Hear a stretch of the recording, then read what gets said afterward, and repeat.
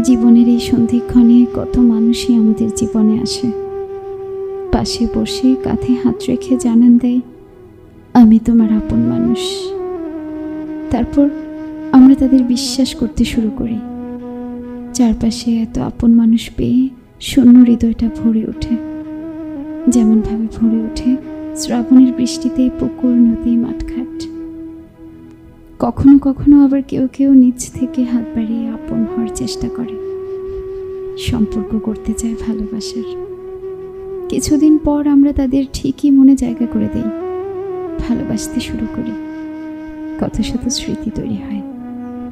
তারপর একদিন দুঃসময় আসে, আস্তে আস্তে আপন মানুষগুলো কমতে শুরু করে। কমতে কমতে তাদের সংখ্যা হয়ে দাঁড়ায় 1 অথবা 2 অথবা 3। বসন্তের আগমনে যে ভালোবাসা এসেছিল, বসন্ত শেষ হবার আগেই সে চলে গেল। তারা চলে যায় বলেই আমরা বুঝতে পারি কিছু মানুষ কখনো দীর্ঘ সময় থেকে যেতে আসে না, থেকে যায় স্মৃতি। অসহায়ের মতো তখন আমরা স্মৃতি হয়ে বেড়াই।